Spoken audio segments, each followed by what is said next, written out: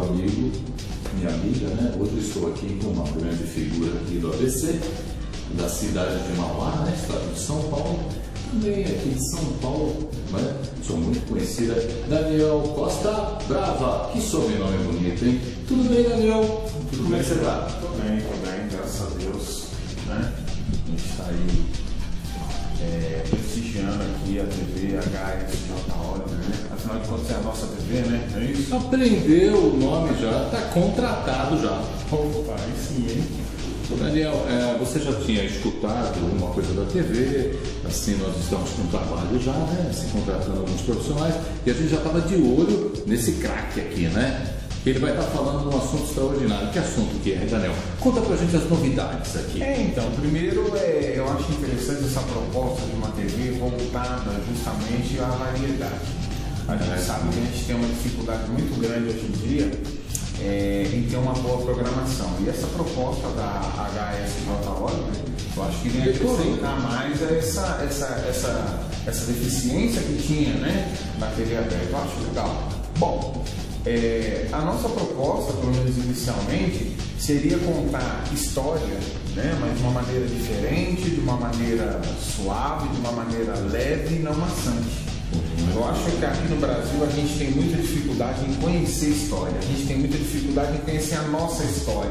Conhece muita história e não a história. Exatamente, seria só aquilo que a gente chama de história oficial. Mas o que acontece nos bastidores? Sim. O que acontece por trás dessa história oficial? Eu acho que isso é muito interessante, a gente pode descobrir coisas interessantes sobre nós mesmos e sobre a nossa história. Eu gostaria que você falasse ali para o espectador, né, para o telespectador, uma coisa interessante. Mas e aí, de algum século, a partir de quando que você vai dar assim as novidades para a gente, as curiosidades que a história traz? Bom, olhando ali para a telinha. Sim. Eu acho bem interessante, o que eu acho interessante na história é que a partir do começo do século XIX existiu o que a gente chama de história positivista. Então ela era contada a partir do ponto de vista daquele que escrevia a história. Só para você ter um exemplo, por exemplo, era muito comum a gente aprender no ensino fundamental ou mesmo no ensino médio quem foram os construtores das pirâmides. Logo todo mundo falava assim, foram os faraós Queopes, Quefren, Miquelinos, né? Porque eles eram os grandes faraós. Mas a gente esquecia que quem realmente construiu a pirâmide foi aquele trabalhador. O povão, né? O povão. Ele construiu. Na raça, a gente sempre contou a história sobre o ponto de vista dos heróis, dos vitoriosos. Então, quando alguém ganhava uma guerra, a gente falava, o general fulano de tal ganhou. Mas, na verdade, quem ganhou aquela guerra foi aquele soldado. O ponto de vista do soldado. Então, essa história, depois do começo do século XIX, que a gente chama de escola de análise, né, que é a história material dialética, chama, né? Ela vem escola de análise.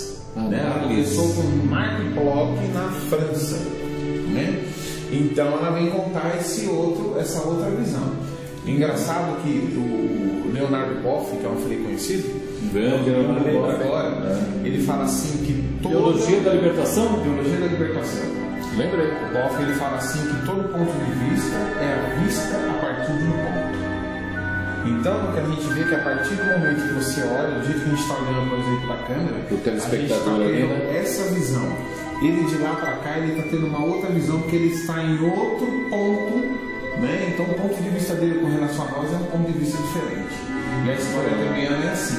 Dois lados da visão, né? Dois lados. Por isso que ela é dialética, né? E a história, claro, ela é dinâmica. Embora muitos pensam que a história ela está parada no tempo como um fato consumado, ela não está parada no tempo. Porque de repente, Jonas, a gente descobre, a arqueologia, por exemplo, descobre um fato novo. Aí lança à luz aquele fato que a gente pensou que já estava encerrado. Recentemente, por exemplo, fizeram uma tomografia. Só um segundinho, Daniel Costa Bravo. Que assunto extraordinário. Estou gostando. Você também está gostando. A história é boa.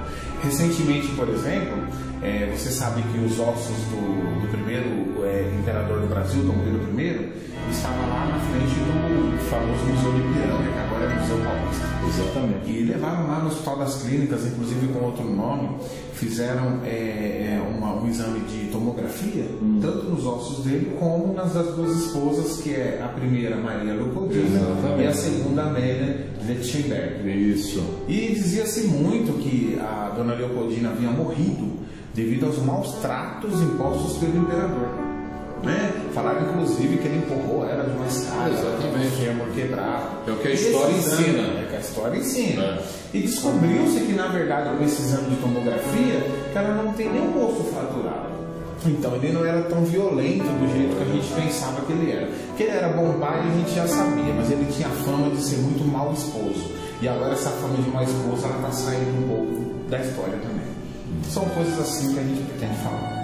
Olha, Daniel, qual que foi assim, a ideia que você está trazendo isso para o telespectador? Porque a gente sabe que há dúvida da história, né, que se conta por aí, que se lê, né? Mas assim, onde você teve essa ideia de levar isso aí para a televisão? Eu acho que vem da própria necessidade que eu tinha de descobrir fatos da história. Durante algum tempo, eu sempre percebia que a história era muito certinha. E eu pensava assim, será que a história realmente é assim certinha? Será que ela não tem alguma vertente? Será que alguma coisa não está se encaixando aqui? Né? Porque acho que o principal do estudo da história, da gente compreender a história, é justamente para querer saber o que a gente faz hoje. Exatamente. Por que a gente faz o que a gente faz hoje? Por que a gente se comporta dessa maneira? Por que nós brasileiros comemos arroz com feijão? Exatamente.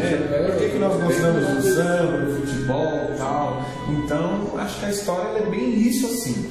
Foi dessa necessidade, né? Cachaçinha, né? Cachaça, o pessoal que curte, né? Isso. Aliás, a cachaça agora é um produto internacional.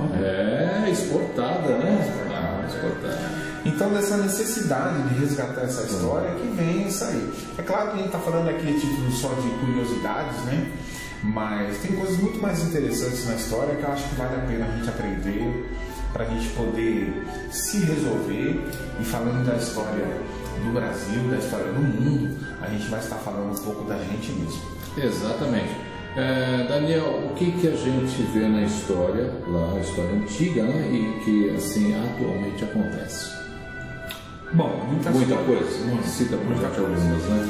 Eu acho, por exemplo, eu tenho é claro, a gente tem toda uma bagagem histórica e tal, que a gente estudou. Mas a gente sempre se atém a alguns fatos, certo, né? E a gente, por exemplo, o que está muito em voga hoje em dia, por exemplo, esses adágios. Né? São frases que a gente fala e a gente foi passado de pai para filho e a gente continua repetindo e a gente muitas vezes não sabe a origem. Exatamente. Né? Você falou de uma coisa antiga. Por exemplo, na época dos barões do café, né? Eles eram muito endinheirados, capitalizados. E estava em moda na Europa fazer busto, né? Então essa parte de cima do busto, eles mandavam lá para a Europa uma foto, ou o barão pessoalmente ele ia para a Europa e ele esculpia, ele contratava lá um artista e ele esculpia o busto do cara lá, daquele, né? Esculpia em mármore de Carrara, né? Que era um mármore caro da época, mármore italiano, aliás. Um mármore muito caro. E quando chegava no Brasil... Um abraço aos italianos que tanto assistem a gente também, né? Sim, a comunidade italiana, né? E acontece que quando alguém visitava a casa daquele barão e via aquele busto, ficava deslumbrado, olhava para o busto, olhava para o barão e falava assim, nossa, mas é igualzinho. Igualzinho. Né? Puxa vida, então criou-se essa frase que fala, nossa, foi esculpido em Carrara. Querendo dizer assim que a semelhança era bem parecida. Né? Quando eu olhava alguém e falava, nossa, esculpido em Carrara, em mármore de Carrara. Aí na transliteração para o nosso português, né? Quando um filho ele nasce muito parecido. Serginho gostou, hein? Serginho, nosso cameraman, Serginho Oliveira gostou, hein? Gostou, né? Então, a gente vê que a semelhança do pai para um filho passou para a história, né? A gente vê isso aí que tornou-se uma frase popular. Quando o filho parece muito com o pai, a gente fala, nossa, esculpido, escarrado a cara do pai. É verdade, mesmo. Essa frase aí, esculpido em mármore de Carrara. São coisas desse tipo aí que a história ela nos proporciona, né? Deixa eu só falar uma coisinha. O jovem, né? Vamos falar do jovem, né? O pessoal da nossa idade, tal, 18 anos, 17, 20 anos, nossa idade, né? Em cada perna, né? em cada membro, né? A grande ideia da gente é o seguinte: o jovem gosta de história? O jovem, não são todos os jovens que gostam de história. Até mesmo porque a história ela só se torna interessante quando você consegue contextualizar, quando você consegue trazer para a realidade dele. Né? E são poucos os profissionais que conseguem fazer isso. A história não é um fato do passado. Sim. A história, que eu disse, é um fato dinâmico. É algo que reflete hoje. Então, para você fazer essa ponte para os dias de hoje, alguns profissionais eles têm dificuldade de fazer essa ponte. Aí a história se torna maçante, desinteressante, né? É onde a gente vê muitos alunos dormindo em sala de aula. Olha, você aí que é aluno do Daniel Costa Brava, não é para dormir na sala de aula. Não pode dormir, fala na lente ali para não dormir, viu? Não é para dormir na minha aula. Né? Então a gente procura fazer algo mais dinâmico. Ele não se interessa por quê? Eu acho que a história ela tem concorrentes hoje em dia que fazem com que as pessoas tenham uma alternativa. Né? Entendi. Tem aí o advento da própria internet. Ela ajuda bastante aí?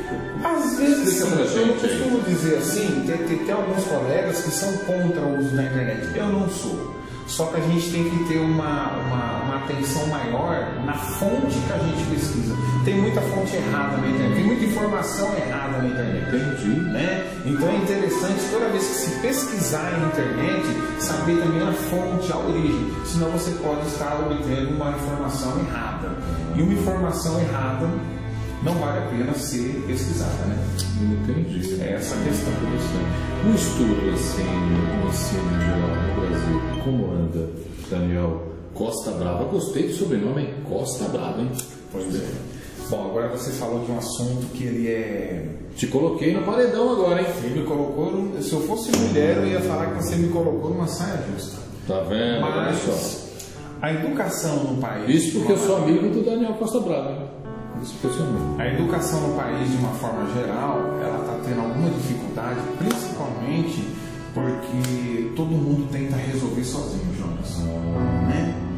Existe um pedagogo colombiano, Mondragon, ele tem até um modelo pedagógico contextualizado, que é baseado no tripé, né? Sociedade, família e Estado. Ele fala que a educação é baseada nesses três aqui, né? E um sem o outro não funciona. É o que a gente chama de incompletude, fica incompleto, né? A sociedade sozinha não resolve o problema da educação, o Estado sozinho não resolve o problema da educação e a família sozinha não resolve o problema da educação. Certo. Tem que ser os três juntos. Eu também, você sabe que eu tenho uma curiosidade muito grande, Daniel, que você... aliás, você é uma pessoa que conhece muito, não só a região do Brasil, do mundo, né? Que você sabe muito da história, assim, de todos os tempos que a gente fala, né? Mas você também sabe muita coisa do ABC. Conta um pouquinho alguma coisa do ABC aqui para o telespectador amigo e para a telespectadora amigo olhando ali na lente. Conta pra gente. Então, o ABC, ele é rico, né, em história, né? Sim, são histórias diferentes, né? A gente sabe que tudo começou lá praticamente com São Bernardo. Mas mais especificamente, eu acho que é interessante a gente falar, por exemplo, sobre Mauá. Mauá, para quem não sabe, é uma cidade do Grande ABC paulista, do estado de São Paulo, né? Mauá, durante muito tempo, ela ficou conhecida como a cidade da porcelana, né? Aliás, desenvolveu-se muito esse tipo de atividade aqui, né? Aliás, durante muito tempo, eu diria até, né? Como todas as cidades, né, daquela época, tudo começou de uma maneira mais rústica. Então, se você for antes da porcelana, você vai se deparar com umas olarias, né, que faziam os tijolos. Meu pai foi motorista do olaria. Meu pai. Benedito Fagundes, está no céu, né? Aquilo que eles chamavam de vagonetes, né? Como era uma espécie de umas carroças grandes que transportavam, né, esse tijolo, madeira. O Serginho conhece, hein? Vagonete. O Serginho tem um pé na história. Eu estou percebendo ali que ele tem um pezinho. Vagonete, ele colocou o sinal de positivo porque ele conhecia e conhece, e eu não conhecia. Pois é. Serginho Oliveira. E a cidade ela se desenvolveu praticamente em torno de sair desse transporte e tudo, era tipo como uma cidade um pouquinho mais inferiorizada, né? E toda a cidade se desenvolvia principalmente em torno das estações ferroviárias, né? E com Mauá não podia ser diferente. Exatamente. Né? O centro, como a gente conhece hoje, se desenvolveu a partir dali, né? Se desenvolveu a cidade. Mas eu acho que o mais interessante de Mauá, a história de Mauá em si, começa quando da sua emancipação em 1954. Isso. Né? E exatamente no dia 15 de novembro, né? Por isso o nome da praça 15 de novembro, apesar da gente comemorar o aniversário de Mauá dia 8 de dezembro, em homenagem à Imaculada Conceição. Exatamente. Mas a emancipação ocorreu dia 15 de novembro, não por um acaso era o dia de comemoração da proclamação da República do Brasil, e foi o dia que Mauá passou a ser uma cidade emancipada, né? De lá para cá, Mauá tem ganhado autonomia, uma cidade relativamente nova, né? Pertinho das outras, né? Eu não sou de Mauá, eu sou da cidade vizinha de São Caetano. Eu vim para Mauá em 1972. Aliás, vamos mandar um abraço aí para a galera de São Caetano, Santo André, Diadema, Ribeirão Pires, Paranapiacaba. Galera, um beijo, viu? É isso aí. Gosto muito de São Caetano, né? Minha terra natal, mas eu tenho uma paixão assim especial por Mauá, né? Eu me considero mauaense. Eu já notei que você ficou emocionado, os olhos lacrimejou. Eu tô vendo daqui quando ele falou da cidade de Mauá. Que bonito, viu? Foi aqui que eu praticamente me criei, foi aqui que eu fiz os meus amigos, foi aqui que eu tive a oportunidade de poder estudar, né? Eu sempre tive uma infância muito pobre, uma família muito numerosa, né? E Mauá nos acolheu assim com os braços abertos. Eu devo muito do que sou hoje à cidade de Mauá. Eu tenho um carinho especial por Mauá. Conta agora, você vai contar dessa infância pobre dos irmãos. Quantos irmãos? Bom, 9 irmãos. Conta um pouquinho agora da pessoa, Daniel, que eu fiquei curioso e o telespectador amigo e a telespectadora amiga também ficou. Bom, é difícil falar da minha vida pessoal, porque eu teria que ter, o Serginho sinalizou ali sim, eu precisaria de ter pelo menos uma hora, Serginho, falar da vida. E olha que eu não sou tão velho assim, eu cheguei aos 20 anos agora. Mas você vai ter esse tempo que você vai estar com a gente no programa falando de história e da vida pessoal também. Tá certo. Tá bom? Eu vejo na educação a superação daquilo que eu sou, né?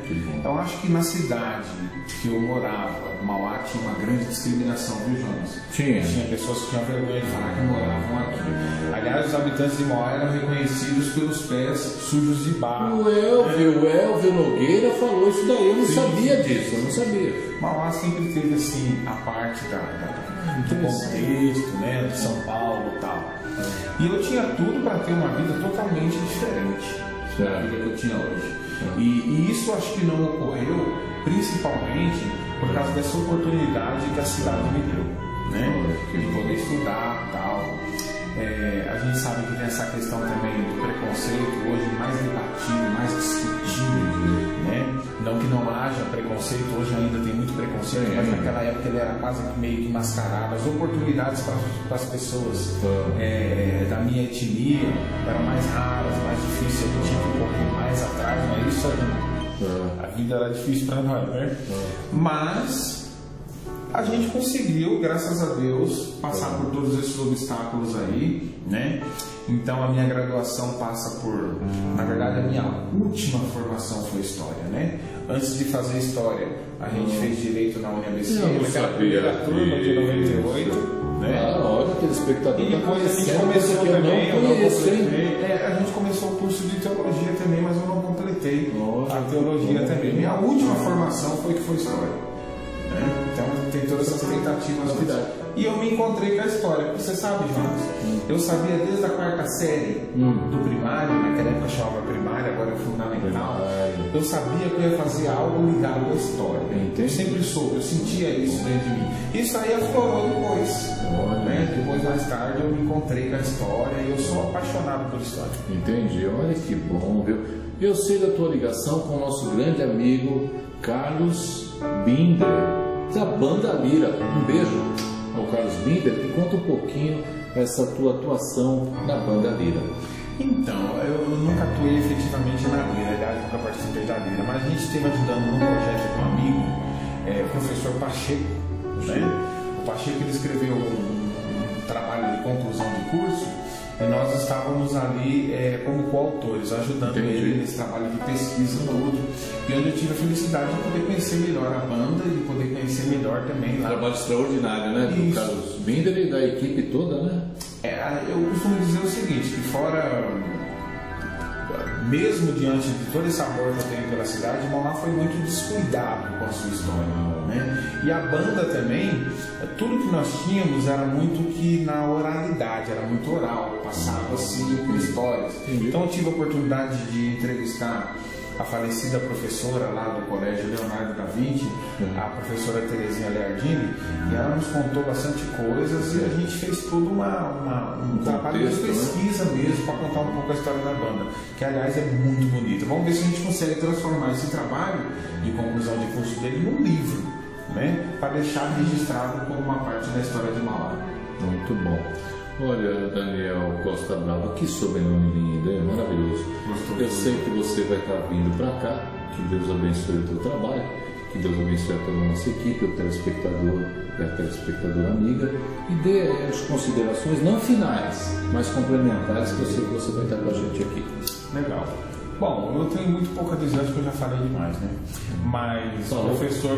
Tem muita coisa para falar ainda, viu? Tem, né? Eu vou falar bastante mesmo. Assim, eu acho que a internet, pelo menos a gente que tem estudado a história, tem se debruçado sobre a história, a internet ainda tem muito essa independência, tem muito dessa liberdade, né, de você poder falar. Então acho que esse espaço aqui, que está sendo aberto aqui na HSJ Oliver, é um espaço assim realmente muito importante, para que a gente possa não estar falando acerca daquilo que está dentro de uma forma, né? Mas que a gente possa ter essa liberdade para poder falar coisas sobre a história, coisas oficiosas, né? Coisas que realmente fazem parte aí da nossa história, da história do Brasil e do mundo. Só para encerrar, você já tem nome no seu programa? Não pensei nisso ainda. Quem sabe a pessoa que está nos assistindo pode mandar sugestões acerca disso. Pelo e-mail aqui, que está aqui embaixo, manda sugestão do programa de história de Daniel Costa Brava. Um beijo, fiquem na paz, valeu. Obrigado. Valeu, Daniel. Sucesso aqui com a gente.